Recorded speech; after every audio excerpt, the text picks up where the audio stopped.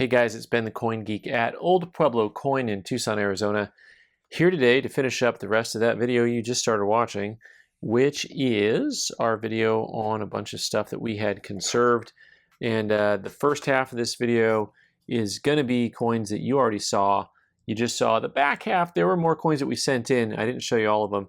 But the big winners here are going to be right in the front of the box, but there's going to be lots of curious things to look at later on. Let's take a look at this 1875S, which was super, super dark, this trade dollar, and just was not an attractive coin at all in any way, shape, or form. And believe it or not, I was actually kind of surprised they got most of what was ever on there off of there. And you'll still see a little bit of haze to it when you get at that angle, but also it's got full luster, and it is now an MS62 from an MS61. And that is quite the turnaround. Just so you know, the conservation, we actually sent things in on two different groups with the some of the coins on the more expensive and some less expensive based on the perceived value of the coin. So anything over $300 has to go on their standard service, whereas anything that is going to be under $300 can go on the economy service. But it's that conservation fee which starts to pop up on you here, and I'll talk more about that in a second after we look at this really pretty 1917D with the mint mark on the reverse, because they come either obverse or reverse. And this particular coin is just lovely. This one had that very overall heavy dark tone to it, and now is just stunning. In fact, the reverse is just about as close as you can get to uncirculated without it being called uncirculated. The coin has been graded AU58. There is just a touch of slide across the front of the dress there, but just a lovely, lovely coin. By the way, both those coins I think are in that $1,000, $1,100, $1,200 range. There are jumps all over the place as far as how people price things in the coin market, but we're always happy to try to call it like we see it. And I'm not as worried about being precise, so you have to forgive me on that. But this 1898S we just looked at a minute ago, you'll see that it did not change. Like, all that powwow is still under that haziness, and AU stained. So really interesting to me, this coin that was darker, they lightened up and got the stuff off, but the one that was already hazy just kind of stayed hazy. So interesting.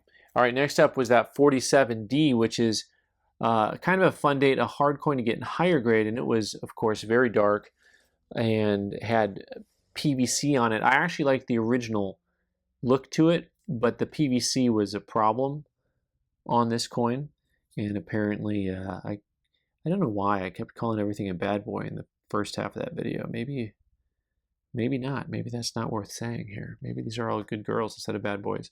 MS64, very nice coin, and once again you can see just the difference going from the darker color to the lighter. I'm also going to have a few kind of bonus little Crackout coins. They did all go through conservation, like I was saying.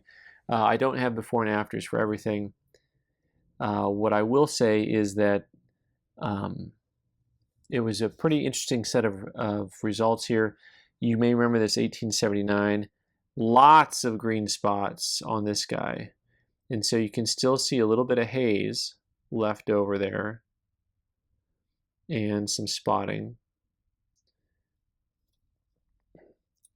But it's a much improved, and actually the surface quality is pretty interesting because it actually has a lot of reflectivity on that coin. Proof 62, so they still graded that. Most of your proof 3-cent pieces, they're going to be $200 to $500 range, and then you can get into like higher grades and cameos, and then things start getting a lot more specific after that. So let's go ahead and not worry about those coins, Ben. Let's look at the coins. That was next, was this 1880 with a lighter haze of PVC to it, but not a lot of spottiness. And so you can see the difference between this and that previous coin of just, how much, once again, we get that sharper angle, see if we can see any haze. But it looks like they really got most all that haze off. And a couple of the spots, you can kind of see where there were spots on the coin previously. The overall surface quality of the coin, though, is really nice. Very, very nice looking coin. And this one, they graded a proof 65. So that added cost of conservation on these guys, basically in both the economy service and in the standard service, ended up coming close to doubling the normative price of the overall submission. Pretty close to it, not exactly. So this was a proof 65, but it had that spot on it and on the center column. And it had, it wasn't as bright, but look at that. Pretty cool. You still have, of course, a couple little spots and whatnot, but really, really bright looking coin. And also a touch of Cameo on the obverse. Pretty brilliant, though. Not really much of a Cameo. A little bit of Cameo, but no. So we went from a proof 65 to a proof 66 on that. So that had a little bit of some upside on it. All right, that next up we had an 1880 with the big heavy spots on the 8s. And actually, I think I got my 1880s mixed up. Maybe. There was like 3 1880 proofs in here. This one's interesting because this one, whatever haze was there is gone, leaving behind it some eraser marks. So somebody had tried to clean it previously, and you've got really heavy eraser marks on it, especially the obverse of the coin. I think this is the wrong 1880, but I'll double check here because I think the one that had the heavy hits on the 8s, you can tell which one it was. So we're going to go ahead and keep motoring here. 1873. Oh, here's another. I put them together because I wasn't sure which is which. Here we go. There we go. This is the one that had the spots on it. On the 8. You can see the remnant on that second 8. So this coin did end up straight grading. And that one came back a proof 62. This is the second 1880 on that one here. Let me go. We're going to get to that 1873. This had some spots on the face. Once again, just a little bit of a Cameo appearance to it. You can see that there's still a little bit of the remnants of where the spots were. You can see one up on the hairline and on the cheek. A couple heavy marks on this coin here. And overall, though, very reflective field and a little bit of some Cameo look to it. That one, proof 64 on that guy. Okay, we've got, I think, 4 more coins that you saw, and then after that, it's all bonus material. Remember this 1916S? Just how dark it was?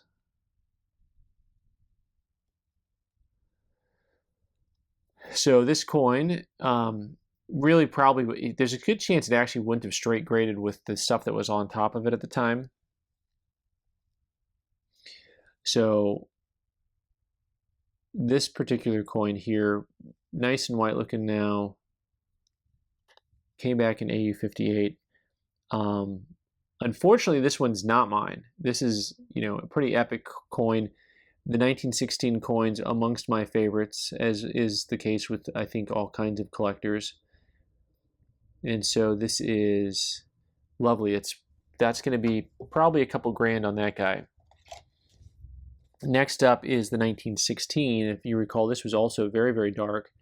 And my comment on this was I thought this coin would pop when they got it taken care of. Now you see they've got a couple spots left on it.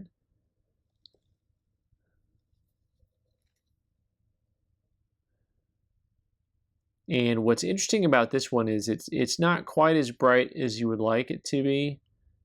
And also, it's got a little bit of some hairline action, which was probably under that toning. So that one actually came back, Unk details cleaned.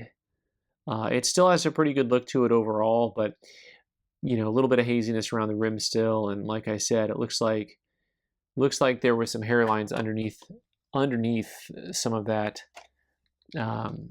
what was originally there.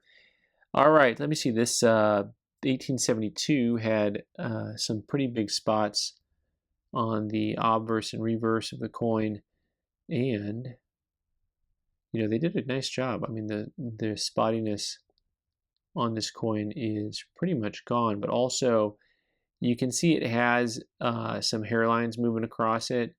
Also, things that I can guarantee you they didn't do. I know they're not scraping coins. Everything they do is designed to be chemical and not alter the surface quality. So Unk details cleaned on that guy. And then, yeah, this was the next thing I picked up. Smart. All right. The last one that we looked at, I believe, was this 1876. And I said that this one had a Cameo look to it. And you can see the quality of that versus some of the other ones that I said had a touch of Cameo. You can really see the difference just on how white it is and how it maintains that white color even as it, you know, that contrast even as it heads away from the light sources. So at different angles when you're moving away from the light sources, you really maintain the white. That's kind of the nice cameo you're looking for. Really nice reflective Proof 65 Cameo. So that one really turned out nice. And so a lot of these guys were in these little holders with all the just old holders, lots of PVC damage. So we had a few more that we sent in that were not filmed. They were just sitting on my counter here. This 1870, you can see where the spot was. But what's interesting about this guy is that actually there's a mark right here on the rim. And it's kind of in the shadow right there, but right there on the rim. Rim filing, like there's something that I didn't notice because, you know, at a blush you don't notice it, but now that you know it's there, it's just like the broken tile syndrome. You'll always know it's there. So this one also, I was originally hoping to get a Cameo on that. It's a pretty strong looking proof. There's an 1881. Also had, you can still make out some of the haze that was left behind. This probably had a lot of PVC on it at one point in time.